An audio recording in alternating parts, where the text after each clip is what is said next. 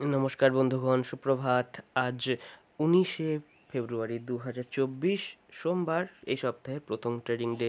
তো চলুন চলে যাই চার্ট অ্যানালিসিসে। আর এই সপ্তাহ যেহেতু 19 তারিখ থেকে শুরু হচ্ছে, এই সপ্তাহ হবে এই মান্থলি এক্সপায়ারি সব এফএনও স্টকের এবং Nifty Fin Nifty Bank Nifty সবেরই হবে মান্থলি এক্সপায়ারি। তো চলুন চলে যাই প্রথম চার্টে, ইউএস ভিক্সের চার্ট। ইউএস ভিক্স মেজর যে সাপোর্ট তার উপরেই ট্রেড করছে, 14.5 রয়েছে major support. US 10 year bond বেশ খানিকটা ঊর্ধ্বমুখী, আপাতত রেজিস্ট্যান্স মার্কেটে রয়েছে 4.360% কাছে। ইউএস ক্রুড অয়েল একদম গুরুত্বপূর্ণ লেভেলে ট্রেড করছে, 78 একটা রেজিস্ট্যান্স, গুরুত্বপূর্ণ রেজিস্ট্যান্স রয়েছে, ঠিক সেখানেই মার্কেট ট্রেড করছে। এখান থেকে মার্কেট নিচের দিকে এলে খুব ভালো সংকেত, কিন্তু ব্রেকআউট ঘটলে ইকুইটি মার্কেটের উপরে কিন্তু নেগেটিভ ইম্প্যাক্ট পড়বে। ইউএস 100 ন্যাসডাকের চার্ট রিট্রেস করেছে ব্রেকআউট লেভেল পর্যন্ত। তো এখান থেকে মার্কেট পুনরায় স্ট্রং হওয়ার সম্ভাবনা দেখাবে বলে মনে হচ্ছে।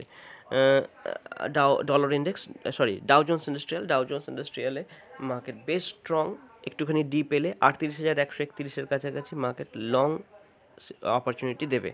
S&P 500 এখনও পর্যন্ত স্ট্রং, নিচের দিকে মার্কেটের সাপোর্ট রয়েছে $4,962। এফটিএসি ইউকের মার্কেটে আমরা দেখছি যে হঠাৎ করে মার্কেট যেন একদম আগ্নেয়গিরির মতন বিস্ফোরণ ঘটিয়ে 7,700 লেভেলে পুনরায় পৌঁছে গেছে। 7,500 থেকে 7,700 যেতে মাত্র 3 দিন সময় নিয়েছে। তো এখানে মার্কেটে কিন্তু গুরুত্বপূর্ণ একটা রেসিস্ট্যান্স রয়েছে। গোল্ডের চার্ট স্ট্রং হচ্ছে, পরপর 3 দিন বাইং প্রপেনসিটি বা প্রবণতা দেখাচ্ছে।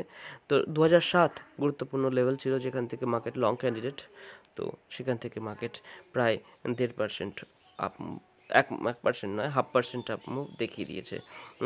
ডলার ইন্ডেক্স ব্রেকআউটের পর রিট্রেস করে পুনরায় সেই লেভেলে এসেছে 103.8 লেভেলে।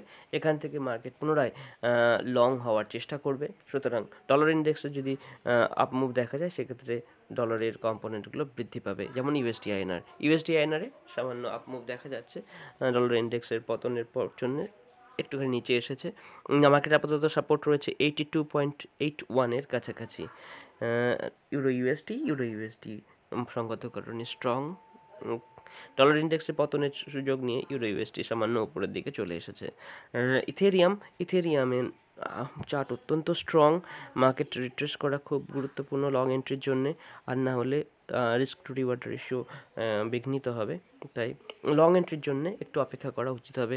2619 মার্কেটের লং সেট আপ দেবে। বিটকয়েন অত্যন্ত স্ট্রং, বিটকয়েনে একটু ডিপ এক্সপেক্টেড, ডিপ আসতে পারে 46,849 পর্যন্ত। বল্টিক ড্রাই ইন্ডেক্স আপাতত ধীরে ধীরে উপরে যাওয়ার চেষ্টা করছে, উপরে রেজিস্ট্যান্স অনেক উপরে, 2107 কাছাকাছি। এরপরে চলে যাব ইন্ডিয়া ভিক্স নিচে আসছে, ধীরে ধীরে নিচে আসছে। এটি গুরুত্বপূর্ণ একটি সংকেত যে মার্কেটে স্থিরতা বৃদ্ধি পাচ্ছে। ভিক্স মানে ভয় কমছে, মানে মার্কেটে ইনভেস্টরদের এবং ট্রেডারদের আপ মুভ নিয়ে সন্দেহ খুব বেশি নেই। ইন্ডিয়া 10 ইয়ার বন্ড গুরুত্বপূর্ণ লেভেলের নিচে ট্রেড করছে। 7.1% আপাতত রেসিস্ট্যান্স দেখা যাচ্ছে। 7.05 নিচে আসলে আরও বেশি মার্কেটে উজ্জ্বলতা বৃদ্ধি পাবে। নিফটি অল টাইম হাইয়ের একদম কাছাকাছি ট্রেড করছে। মার্কেট একটু ডিপ এলে 20,700 কাছাকাছি মার্কেটে লং করার ব্যাপারে অবশ্যই ভাবতে পারেন। 20 নয় 21,000, ভুল বলেছি, 22,000 ট্রেড করছে। 21,700 কাছাকাছি এলে মার্কেটে কিন্তু লং করার ব্যাপারে ভাবা যেতে পারে। ব্যাংক নিফটিতেও আমরা দেখছি যে মার্কেট আপ মুভ দেখাচ্ছে। গুরুত্বপূর্ণ যে রেজিস্ট্যান্স ছিল 46,214 লেভেলে, তার উপরে মার্কেট ট্রেড করা শুরু করেছে। এক্ষেত্রে আমাদের পরবর্তী টার্গেট হবে 47,000। এরপরে চলে যাব ফিন নিফটিতেও আমরা দেখছি যে মার্কেট গুরুত্বপূর্ণ রেজিস্ট্যান্সেই ট্রেড করছে। ব্রেকআউট দেবে এরকম পরিস্থিতি। ব্রেকআউট দিলে আমাদের পরবর্তী যে টার্গেট সেটি দাঁড়াবে 21,500-তে। মিড ক্যাপ নিফটি সবচেয়ে বেশি স্ট্রং। মিড ক্যাপ নিফটি 10,900-র উপরে ব্রেকআউট ঘটিয়েছে এবং 10,900-র উপরে ব্রেকআউট ঘটানোর ফলে এর পরবর্তী যে রিট্রেসমেন্ট যদি আসে 10,900 পর্যন্তই প্রথম রিট্রেসমেন্ট আসবে, সেখানে লং করার ব্যাপারে ভাবতে হবে মিড ক্যাপ নিফটিকে। সেন্সেক্সে আমরা দেখছি যে একই রকম নিফটি যেন একদম নিফটির অনুসারী চার্ট, নিফটির মতোই মার্কেটে গুরুত্বপূর্ণ রেজিস্ট্যান্স যেখানে 72,437, মার্কেট ঠিক সেখানেই ট্রেড করছে।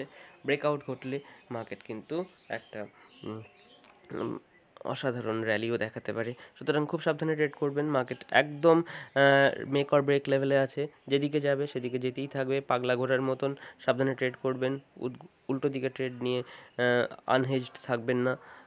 যদি ট্রেড এফএনও সেগমেন্টে নেন অবশ্যই যেন হেজড থাকে, যেন লস ডিফাইন্ড থাকে। তো এই হচ্ছে আজকে সকালবেলার আপডেট। দেখা হচ্ছে আপনাদের সঙ্গে পরবর্তী ভিডিওতে। ভালো থাকুন সকলে। আর যদি আমাদের কাজ ভালো লাগে চ্যানেলটিকে সাবস্ক্রাইব এবং ভিডিওটিকে লাইক করতে ভুলবেন না। ভালো থাকুন সকলে। নমস্কার। জয় শ্রীরাম।